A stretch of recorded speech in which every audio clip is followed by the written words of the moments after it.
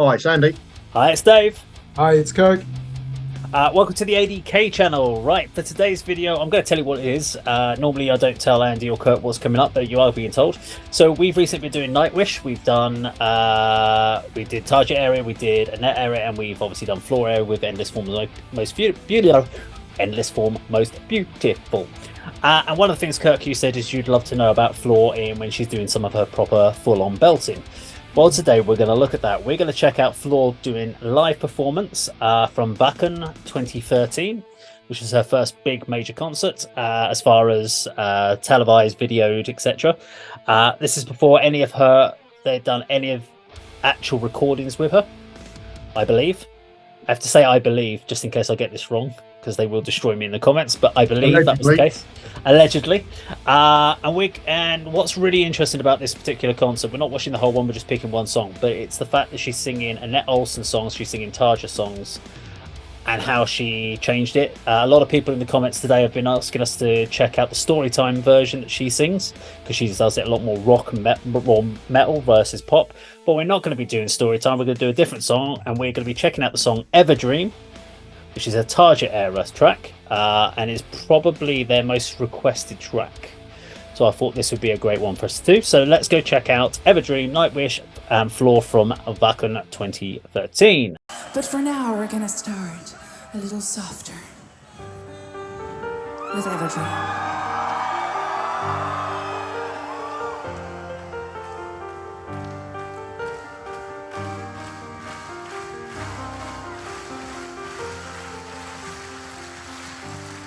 Ever felt away with me?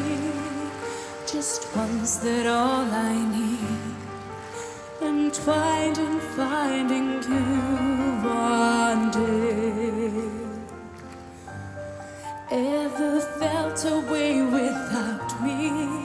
My love, it lies so deep. Have a dream of me.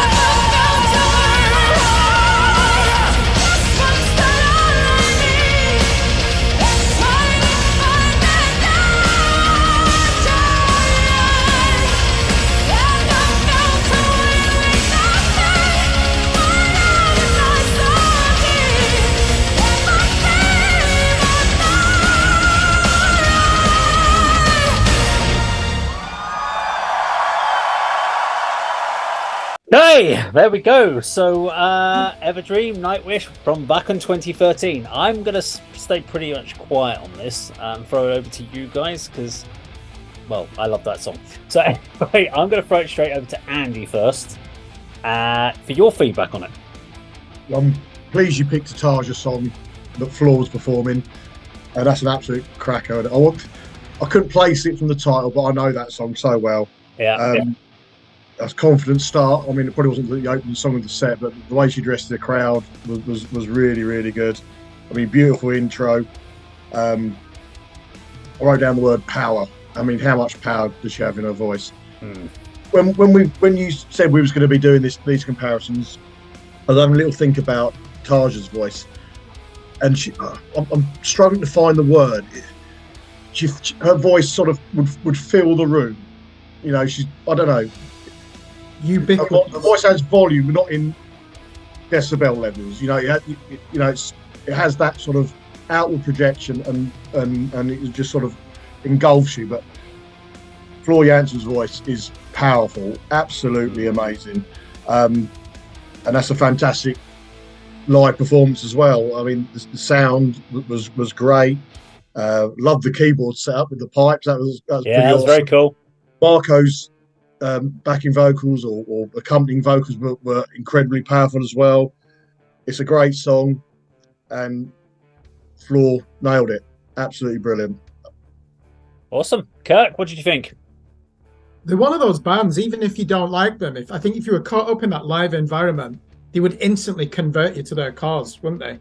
How can you not get involved? Look at the audience. Look at the rapturous reaction they were getting from that audience at Wacken, because you'll have a mix of the entire metal spectrum there, won't you? Wacken will have someone like Korn headlining after, and then you'll have Venom on the same day. So I can see how they fit in that. And they bring together a lot of strands, don't they, of the metal spectrum. But we're here to review the vocals, aren't we? And wow, just watch the ending to that song.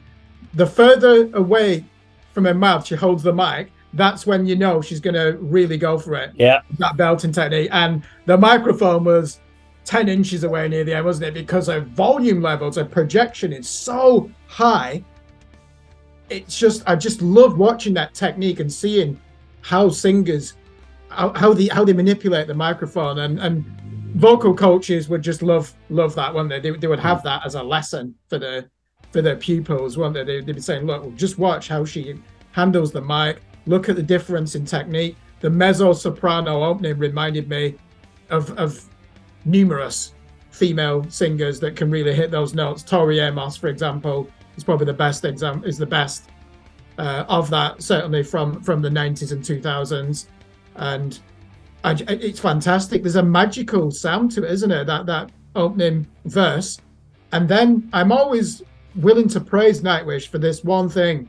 The guitars are never buried in the mix, are they? Again, you've got to real crunch that. Bear in mind, that is an opener concert. Yeah. So to get that live sound, Dave, you come back to what you said. The experienced musicians, no matter what the venue, they know how to get their sound, and you've got to work at it, haven't you? And that was magnificent, the sound. Listen to the crisp drum snare in the mix. How often will that just be this reverberating thud that drowns out everything? Marco's backing vocals, I didn't even know he was capable of that.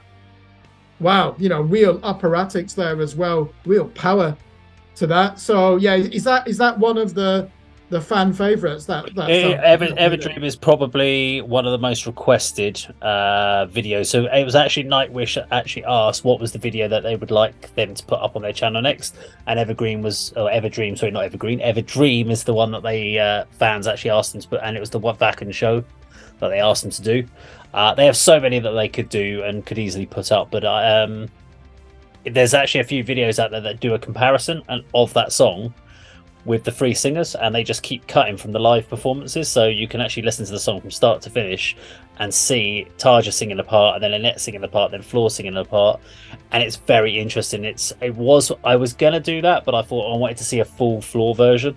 But I would definitely recommend, just in something off the channel, that you actually watch that video and see the three comparisons on the same song being played, and see how they each approach it, because they approached it very differently. I'm trying to think when you were saying about Tarja's voice, and I was like, I couldn't think. There's like angelic, ethereal. I don't know. There's something very delicate about her voice, but it's quite piercing as well, and Yeah. it's very unique. Taja's voice. It's taken me a long time to appreciate it. I know the first time I heard Taja sing, I was like, "No, I can't stand this vocal voice. I don't like it. Not saying she can't sing, I just don't like it." And She's not it a took me a long time. virtuoso like Floor Jansen, is she? I think now they've got Floor Jansen in the band, they can do any of those styles. They've got range. Yeah, and if they wanted to do a more aggressive style, they could just have whoever Marco's replacement is on bass, or one of the male members doing the growling. So they've got every bass covered, haven't they? But yeah, she opens them up, doesn't she, to a wider range with the splendor of her vocals. Well, there we go. So that was Nightwish and Ever Dream live from back in 2013. Now, if you like this video, please do like, share, and subscribe, and we'll see you on another video sometime very soon. Take care.